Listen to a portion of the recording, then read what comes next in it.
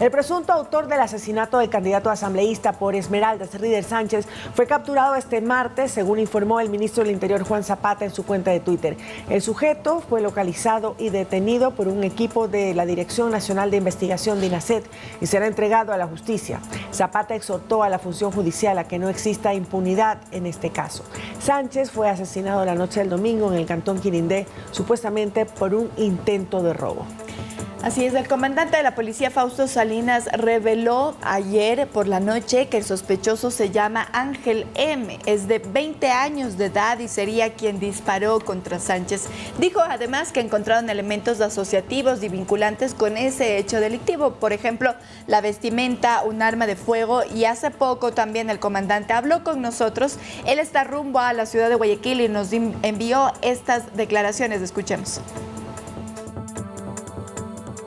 La Policía Nacional expresa las condolencias ante el asesinato del candidato asambleísta Rider Sánchez. Queremos decirles que la mejor forma de dar una respuesta es capturando a quien causó esta muerte violenta, quien usó su arma de fuego y posiblemente vinculado con un robo a personas, un robo a mano armada. Nuestras unidades especializadas fueron desplazadas en forma inmediata, hicieron un trabajo técnico en base a esos datos levantados en el sitio de los hechos y en áreas aledañas. Se pudo determinar el posible causante de este hecho de sangre, pero también la ubicación. Es por ello que el día de ayer, en horas de la tarde y noche, se pudo capturar al sospechoso. Él ya está a órdenes de la justicia y se ha determinado las medidas judiciales correspondientes para su captura. Bueno, y para ampliar la información, según las declaraciones del propio Fausto Salinas, el comandante general de la policía, este individuo detenido sería parte de una banda delincuencial. Y se indicó también que por el momento la hipótesis que se está comprobando en los hechos y en las evidencias apuntaría a que el asesinato efectivamente sería producto de un robo a mano armada y no un sicariato por otro tipo de causas. Y en cuanto a la seguridad para los candidatos que participan en las elecciones anticipadas, el comandante de la Policía Nacional ya manifestó que en los pedidos que deben hacerse a través del Consejo Nacional CNE no hay solicitudes para candidatos a asambleístas.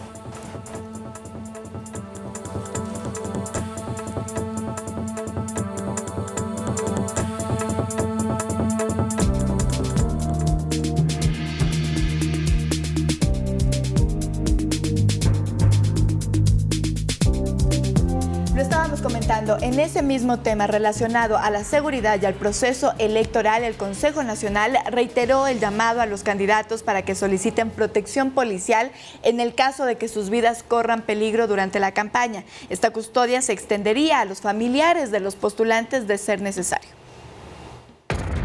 Tras el asesinato del candidato asambleísta por Esmeraldas, Rider Sánchez, la seguridad de los postulantes es motivo de preocupación para el CNE, que ha insistido en que quienes necesitan protección policial la soliciten. Inmediatamente tiene que hacer la solicitud ante la delegación provincial en la que pertenece o a matriz para nosotros, de forma coordinada con el Ministerio del Interior, proceder a dar la seguridad que se considere y también hacerle un análisis de riesgo al candidato, a su familia, dependiendo de las circunstancias que se dé. Esta evaluación de riesgo no ha sido pedida por ningún candidato aún, según confirmaron las autoridades. En cuanto a los presidenciales, 6 de los 8 han aceptado la seguridad dada por el CNE. Excepto el candidato Novoa y excepto el candidato Otto Sonolhoste. Por otro lado, se confirmó también que la alianza Suma Avanza podrá reemplazar la candidatura de Rider Sánchez. Tiene derecho la organización política, según el Código de la Democracia, reemplazar al candidato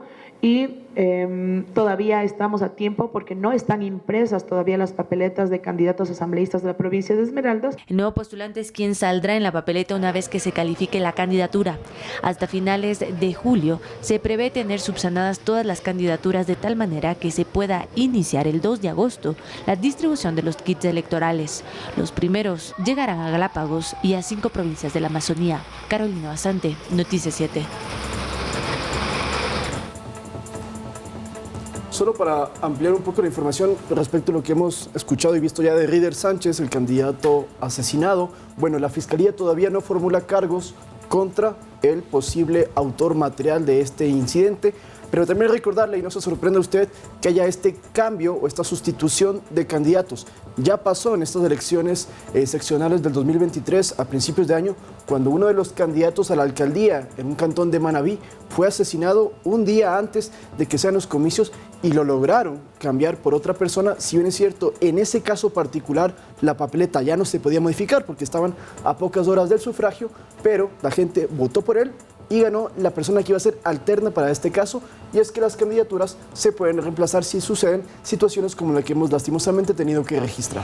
Así es, el Consejo Nacional Electoral aún no se ha referido a este caso en particular. No sé si tú tienes el dato, pero pues en las impresiones que ya se han realizado de las papeletas, tenemos alrededor de 15 que ya están completas de asambleístas provinciales. Sin embargo, habrá otras que aún están esperando que se subsanen algunos recursos. En el caso de las papeletas que ya están impresas, no se podría entonces cambiar a los candidatos que ya están ahí. Es decir, que si usted ve en la papeleta, si usted pertenece a la provincia de Esmeraldas y ve en la papeleta a Ridel Sánchez, es precisamente porque no se lo ha podido cambiar. Insisto, el Consejo Nacional Electoral no se ha referido a ese caso en específico, no ha dicho si podrá imprimir otras papeletas con el nuevo candidato asambleísta por el movimiento Actuemos. Sí. Vamos a conocer un poco más sobre el voto telemático en el exterior. Apenas el 8,5% de la comunidad migrante está inscrita para sufragar telemáticamente. Las autoridades instan a los compatriotas a que se registren, pues es la única forma para votar en estos comicios adelantados.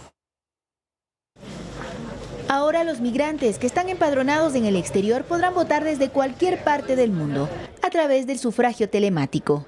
Hoy, si un ecuatoriano registrado en España, por ejemplo, está en Ecuador, va a poder votar. Eso es una decisión positiva que va a permitir también la mayor participación de ecuatorianos. Esta modalidad está habilitada para un total de 409.250 electores, pero para sufragar primero deben registrarse. Según detalló el CNE, hasta el momento tienen 34.791 migrantes inscritos. Esto representa apenas el 8,5% del padrón. Nosotros estamos trabajando agresivamente como Consejo Nacional Electoral con el apoyo de Cancillería respecto a hacer las capacitaciones a colectivos de ecuatorianos en el exterior, a difundir toda la información por medios de comunicación en el exterior. El voto telemático se realizará en las 3 circunscripciones: Canadá y Estados Unidos, Europa, Oceanía y Asia, y Latinoamérica, el Caribe y África, permitiendo a los compatriotas participar activamente de su derecho al voto. A decir de la cónsul de Ecuador en Málaga, Diana Veloz, para incentivar la inscripción de los migrantes, se efectúan brigadas de socialización. Tratamos de llegar precisamente a todos los rincones para un poco explicarles que no va a haber recintos electorales, sino que ahora el voto telemático les permite votar desde la facilidad de su hogar. Cuenta que el proceso no dura más de 5 minutos para su registro. El requisito que les pedimos, traer su cédula, su pasaporte y un teléfono con conexión a internet para poderles indicar, y de esta manera también ellos bajan la aplicación del Consejo Nacional Electoral y se dan cuenta que asimismo por ahí en el teléfono votarán el día de las elecciones. La inscripción estará disponible incluso hasta el 20 de agosto, día de elecciones. Para ello, el migrante debe ingresar a inscripción.voto-mediotelemático.app. Ahí ingresará el número de cédula o pasaporte, donde deberá responder las preguntas de seguridad para validar la información personal. Luego registre su correo electrónico y número telefónico. Y una vez completados los pasos, recibirá un correo electrónico con una clave temporal. Esta será de uso único para proceder con la votación. Olga Velasco, Noticias 7. Bueno, por cierto, ¿por qué dignidades van a votar las personas, los ecuatorianos que viven en el exterior? Binomio presidencial, también asambleístas por las circunscripciones del exterior, que son 3, los que viven en Europa, los que viven en América del Norte, los que viven también en África, que unen con Asia, y también los que viven en Sudamérica, esas son las 3. Pero aparte, la consulta popular del Yasuní también aplica para los migrantes. Ya sabemos que no son con papeletas impresas físicas, sino telemáticas. La única que no iría para los migrantes es la consulta popular que vamos a tener en el Distrito Metropolitano de Quito, que se trata del Chocó Andino, de la digamos, no querer la minería en el sector del Chocó andino. Esa es la única papeleta que no iría para el exterior. Asambleístas nacionales, también me faltó mencionar. Obviamente también va.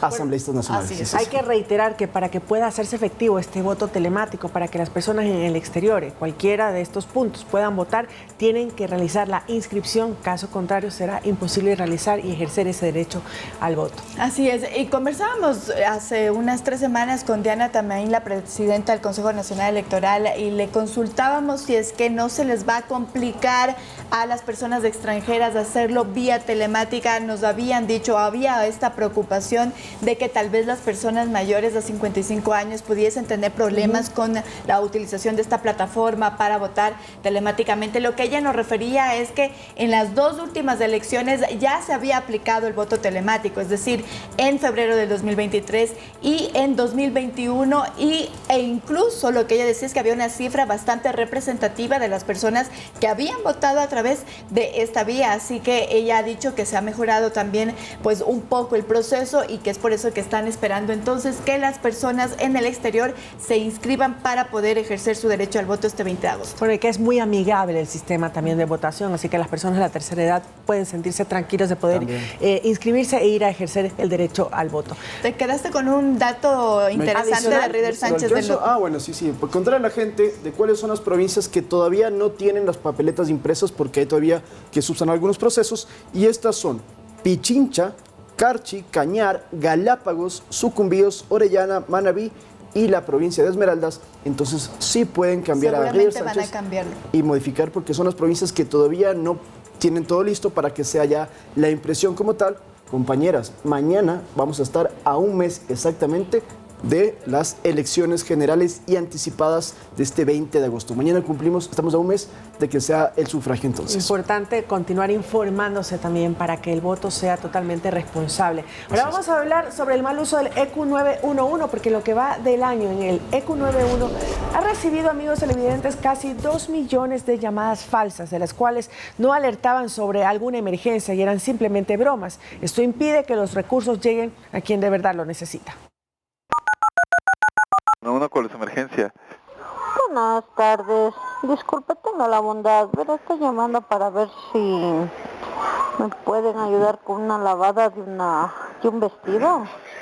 La lavada de un vestido, señora, pero está hablando con el EQ 911.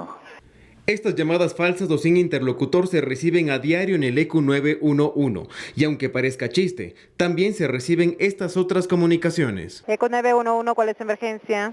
Sí, aquí hay fuego. Cayó mi trampa. Estoy robando el banco.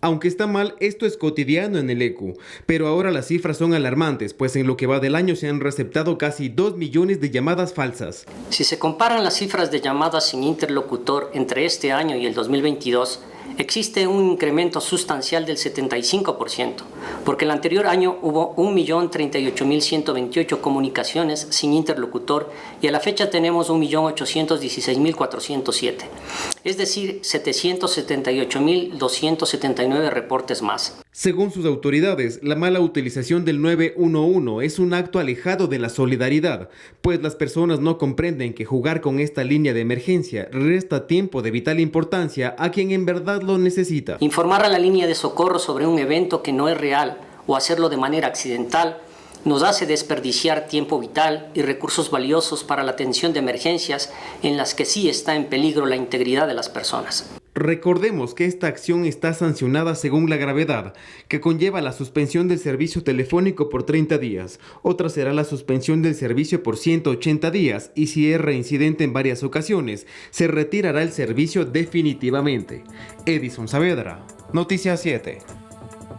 Bueno, inaudito, lo cierto, y en cuanto a cifras, 54 líneas telefónicas en este año ya han sido suspendidas por este mal uso, por hacer bromas o por llamar a hacer preguntas que no se deben hacer y que lo que hacen más que nada es retrasar a la labor del ECU 911 porque en ese momento tienen que rápidamente contactar y coordinar con las demás instituciones, y cuando la gente se pone a hablar y a decir lo que no es, bueno, eso puede afectar a una emergencia real. Así es, veíamos solo pocos casos animados de lo que ha ocurrido en este último año. El día de ayer escuchábamos que una persona llamaba para que le lavaran el auto, otra persona para que le dieran direcciones. Entonces es importante recalcar que el 911 solo se utiliza para llamadas de emergencia, más allá que por una multa, por una sanción, por tal vez que le corten a usted la vía de celular, pues hay que pensar en que su llamada puede estar impidiendo que a otra persona se le atienda, que se le salve la vida, y es por eso que hace pues este llamado el ECU 911 para ser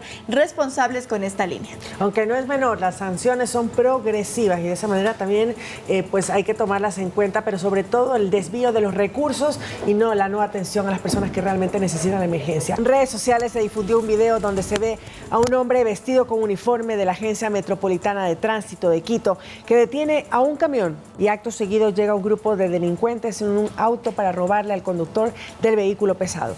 Este hecho fue criticado en redes sociales, pero en respuesta la Agencia Metropolitana de Tránsito aclaró que no se trata de un funcionario de la institución, sino de una persona vistiendo un uniforme falso. También se instó a la ciudadanía a verificar los nombres y el número del código de los agentes que se encuentran en lugares visibles de su prenda, de lo contrario, denunciar ante el ECU 911. Ya lo vemos ahí entonces en pantalla, es una persona que está vestida como agente metropolitano de tránsito. Habrá que ver también pues si es posible preguntarle a la agente metropolitana de tránsito, déjeme ver su código, déjeme revisar, porque a veces pues podrían tener una actitud también un poco beligerante. A veces no se nota. Lo cierto y es que hay que estar prevenidos porque se conoce que los antisociales se roban o falsifican uniformes de agentes de tránsito, de policías, de militares. Ha sucedido, hemos observado algunos videos de actos delincuenciales donde utilizan esas prendas para confundir a la gente y pueden entonces llevar a cabo el cometimiento de estos delitos como el que observamos en pantalla. Tengan mucha atención y mucho cuidado también.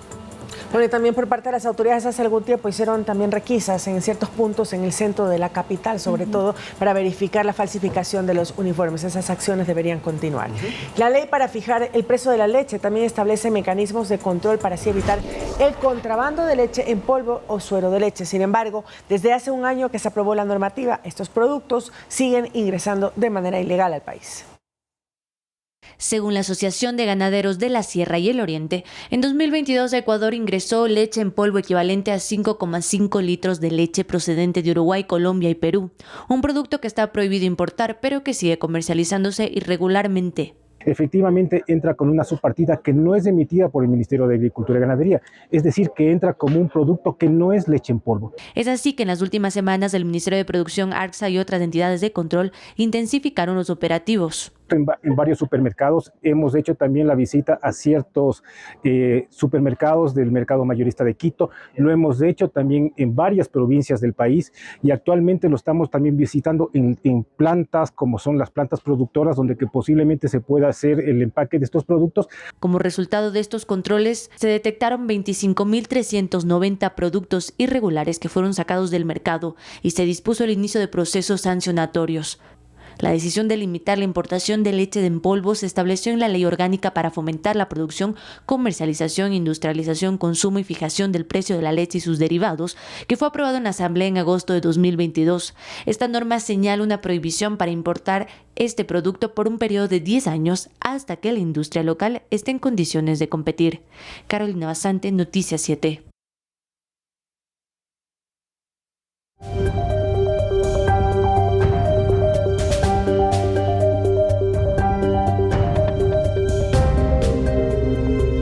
Contamos ahora que el ministro de Inclusión Económica y Social, Esteban Bernal, detalló que ante la inminente llegada del fenómeno del Niño ya se prepara en la instalación y adecuación de albergues para acoger a las personas que sufrirán un mayor impacto de las inundaciones, pues se prevé que alrededor de 17,000 familias resulten damnificadas y afectadas. Los albergues se ubicarán, entre otros lugares, en instituciones educativas. No obstante, la idea es de emplear el menor número posible de escuelas, pues no se puede frenar el cronograma educativo en Ecuador, señaló Bernal. Escuchemos un poco de lo que dijo. El objetivo, de acuerdo a lo planteado por la ministra de Educación en este comité para abordar el fenómeno del niño, es que mientras menos escuelas se utilicen, ¿no?, es más beneficioso, entendiendo de que no podemos frenar la actividad también fundamental que es el tema educativo en el Ecuador. Recuerde que tenemos que dar cobertura a 17.000 damnificados que se prevé de aquí en adelante con respecto al fenómeno del niño. Habrá que ver cuántos de ellos van a requerir albergues, pero no es un tema que yo pueda cuantificarlo. Lo que estamos haciendo es preveyendo lugares, sectores, kits de vivienda que vayan a permitir complementar. El Ecuador expondrá su experiencia respecto a la adopción de niños en un foro frente a países como Colombia, Perú, Bolivia y Chile. El ministro de Inclusión, Esteban Bernal, aseguró que hay cifras importantes a destacar. Este 20 y 21 de julio, Ecuador será la sede del Foro Internacional de Adopciones, en el que participarán delegaciones de Colombia, Perú, Bolivia, Chile, Brasil y otros países. El ministro de Inclusión Económica y Social, Esteban Bernal, destacó en Noticias 7 que esta es la primera iniciativa de su tipo en el país. Países como Italia, quien el representante de los procesos de adopción internacional y local de Italia estará aquí presente para inclusive tener una reunión bilateral que se la realizará el día viernes a partir de las 10 de la mañana, porque han visto en el Ecuador un proceso que ha cambiado el destino de muchos niños, niñas y adolescentes en América Latina. ¿Cuántos niños? Según explicó la autoridad, hay una reducción de 3 a 4 años a aproximadamente 9 meses para poder adoptar un niño en el Ecuador. Primero, para declararlos en adoptabilidad tienen que pasar ciertos procesos de carácter judicial. Luego, una vez que están en el proceso de adoptabilidad, ingresan a un comité de asignación familiar denominado CAF, y el vínculo, o yo diría la pertenencia entre los padres y madres adoptivos y el niño también es un punto de pausa para nosotros, porque no es un tema que exigimos. Por lo tanto, podría entenderse una distancia con respecto al número de niños. Y segundo, porque también ahí están muchos que están años ya y que permanecerán dentro de las casas de acogida hasta el cumplimiento de los 17 años, 11 meses. Pero no solo eso, el proceso para las adopciones también tiene que ver con el análisis que se hace para niños, por ejemplo, maltratados. Bernal explicó el proceso que se llevó a cabo en un caso en específico, el pequeño que fue agredido en Ambato por su madre hace aproximadamente 6 meses. Ahí se dio un caso de familia ampliada, está en la casa de sus abuelos y de su tía. No con su madre, que fue la que generó la afección y el maltrato al niño, pero sí en una familia ampliada, que es un entorno más saludable para el niño. ¿Y tiene contacto con la madre ahí? Eventualmente, sí, depende de la determinación de los técnicos, de quienes formen parte de este proceso de adaptación, que el objetivo final va a ser reinsertarle nuevamente con su madre dentro de un proceso, pero de aprendizaje preliminar. En el Ecuador actualmente existen 85 casas de acogida en las que conviven alrededor de 2.250 niños y adolescentes que esperan ser adoptados. Andrea Orbe, Noticias 7.